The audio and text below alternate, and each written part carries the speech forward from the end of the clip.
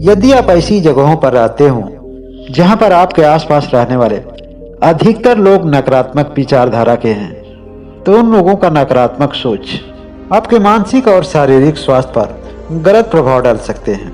ऐसी स्थिति में आपके पास केवल दो ही विकल्प हो सकते हैं, या तो उस जगह को आप बदल दें या अपनी सकारात्मक सोच को और भी ज़्यादा मजबूत करें।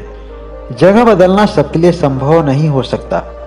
हो सकता हो कि आपका वह निजी घर हो जहां पर रहने वाले आपके परिवार के लोग भी हों। ऐसे कई भी कारण हो सकता है जिसकी वजह से आपके लिए घर छोड़ना संभव नहीं हो सकता हो, और ऐसे में आपके पास केवल एक ही विकल्प बचता है, और वह विकल्प है अपने आप को बदलना, अपनी नजरिए को बदलना। पहाड़ियों की तलहटी में एक बौद्ध महात्मा का आश्रम था। हर दिन बौद्ध गुरु अपने शिष्यों को ज्ञानवर्धक बातें बताते रहते थे, लेकिन कई दिनों से बौद्ध गुरु की नज़र अपने एक नए शिष्य पर थी। कई दिनों से देख रहे थे कि उसके चेहरे पर उदासी थी।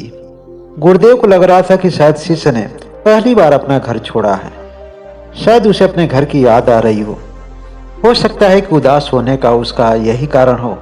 फिर भी एक शिष्य के लिए एक गुरु के दिल में जो जगह होती है वह एक माता पिता से भी बढ़कर होती है।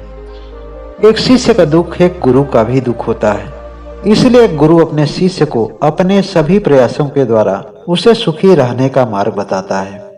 गुरु अपने उस नए शिष्य से कहते हैं, तुम्हें छोड़कर सभी शिष्यों के चेहरे पर खुशी का भाव दिख रहा है, लेकिन क्या यह मैं जान सकता हूँ कि तुम इतने दुखी क्यों हो और तुम इतने निराश क्यों हो?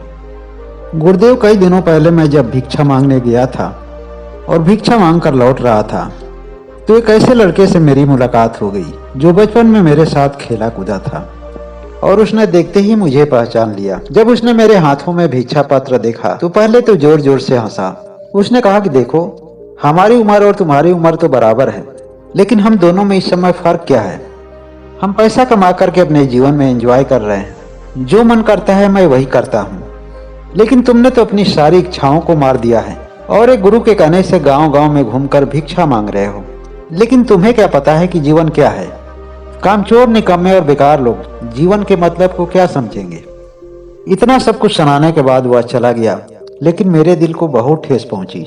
महात्मा अपने शिष्य की बात सुनकर मुस्कुराते हुए कहते हैं, बेटा, तुम्हें क्या लगता है कि यहाँ पर जितने भी शिष्य हैं, क्या उनके जीवन में ऐसे लोगों से मुलाकात नहीं होती है?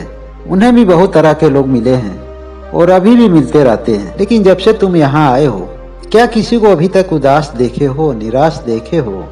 क्योंकि उनका मन शांत और स्थिर हो गया है। लेकिन तुम यह बताओ कि जिस दिन वह लड़का तुम्हें भला बुरा कहा था, उस दिन भिक्षा मांगते समय और कितने लोग मिले थे? क्या सभी ने तुम्हारे साथ ऐसा ही व्यवहार किया? वह शिष्य कहता है कि नहीं गुरुदेव, भिक्षा देने वाले सभी लोग मुझे बौद्ध भिक्षु के रूप में बड़ा ही सम्मान दिए, और यह देखकर मुझे बड़ा ही अच्छा लगा। लेकिन उस लड़के से मिलने के बाद मैं बिल्कुल ही अशांत हो गया। तब गुरुदेव कहते हैं कि ऐसे लोगों को तो मन ही मन धन्यवाद देना चाहिए, क्योंकि ऐसे ही लोगों की वजह से तुम्हारी संकल्प शक्ति और भी बढ़ती है। तुम अपने मन को और भी अधिक शांत और स्थिर करने के लिए प्रयत्न करते हो। जब भी आदमी किसी की बातों से अशांत होता है, विचलित होता है, तो इसका कारण कोई व्यक्ति, कोई वस्तु या कोई भी परिस्थिति नहीं हो सकती। इस तरह से कहना और मान लेना किसी और को नहीं बल्कि अपने आप को धोखा देना है। गुरुदेव अपने शिष्य से कहते हैं कि कोई भी दुनिया का आदमी बिना उसकी मर्जी का उसके मन में कभी प्रवेश नहीं कर सकता है। अगर तुम्हें कोई गाली देता है तो गाली बाहर बाहर होती है। जब तक तुम्हारा दिमाग और तुम उसे स्वीकार नहीं करोगे, उस गाली से तुम्हारे ऊपर कोई भी फर्क नहीं पड़ने वाला है। तुम्हें किसी तरह की अनुभूति नहीं होने वाली है। इसलिए तुम अधिक से अधिक ध्यान करो। ध्यान से ज्ञान की वृद्धि होगी। जैसे जैसे ज्ञान होने लगेगा, तुम्हारा मन शांत और स्थिर होने लगेगा। यह बात उस शिष्य को समझ में आ गई। लेकिन कुछ ही दिनों के बाद उसके सामने एक नई घटना हुई। जिस समय बौद्ध गुरु ज्ञान उपदेश दे रहे थे, एक नौजवान वहां पर आता है और बौद्ध गुरु को प्रणाम करता है। और यह वही नौजवान था जो शिष्य को भला बुरा कहा था। शिष्य उस नौजवान को पहचान लेता है। नौजवान को भी अपनी गलती का एहसास था, इसलिए वह शिष्य से माफी मांगता है। वह बौद्ध गुरु के सामने हाथ जोड़कर बोलता है कि गुरुदेव, मैं इस समय बहुत ही विकट परिस्थिति में हूँ। बड़ी उम्मीद लेकर मैं आया हूँ कि आप मेरी समस्या से निजात दिलाएंगे। गुरुदेव पूछते हैं कि तुम्हारी समस्या क्या है? वह नौजवान कहता है कि जहाँ पर मैं काम करता हूँ वहाँ मैं पूरी ईमानदारी और लगन के साथ काम करता हूँ। लेकिन वहीं पर कुछ ऐसे भी लोग हैं जो कामचोर टाइप के लोग हैं और उनके अंदर बेईमानी फूट फूट कर भरी हुई है। और उन सभी लोगों का प्रयास तो यही है कि वहाँ का मालिक हमें नौकरी से निकाल दे। इसलिए हमारे पीठ पीछे बहुत सारी बातें करते रहते हैं। मौका मिलता है तो मालिक से हमारी बुराई भी करते हैं। यह जान करके और सुन करके अब मैं मानसिक तनाव में आ गया हूँ। कभी कभी तो रात में मुझे नींद भी नहीं आती है। हमेशा इस बात का डर लगा रहता है कि कब मुझे नौकरी से निकाल दिया जाएगा। गुरुदेव कहते हैं कि इसका समाधान है, लेकिन इसके लिए तुम्हें आज रात में हमारे आश्रम पर रुकना पड़ेगा। गुरुदेव के कहने से वह नौजवान उस दिन रात में आश्रम पर ही रुक जाता है। जब नौजवान खा पीकर सोने लगता है तो सोने के कुछ ही घंटे बाद जोर जोर से मेढकों की आवाज सुनाई देती है, जिसकी वजह से उसकी नींद टूट जाती है। मेढकों की आवाज ऐसे गूंज रही थी जैसे मानो एक साथ कई 100 मेढक आवाज लगा रहे हों। वह नौजवान उठकर अपने बिस्तरे पर बैठ जाता है। तब गुरुदेव उससे पूछते हैं कि क्या हुआ बेटा? तो वह नौजवान कहता है कि गुरुदेव, सैकड़ों मेढकों की आवाज से नींद नहीं आ रही है। गुरुदेव एक छोटी सी रोशनी लेते हैं और उस नौजवान को लेकर वहां जाते हैं जहां पर वह मेढक बोल रहे थे। लोगों की आहट और रोशनी की वजह से वह मेढक शांत हो जाते हैं।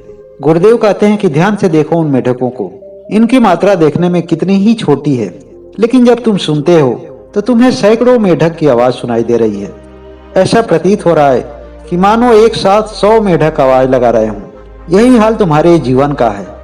तुम्हारी बुराई करने वाले तो कुछ थोड़े ही से लोग हैं, लेकिन तुम्हारा मन अशांत होने की वजह से तुम्हें ऐसा प्रतीत हो रहा है कि हर आदमी तुम्हारी बुराई करता होगा, जिसकी वजह से तुम्हारे मन में अनेक तरह के भय होते हैं।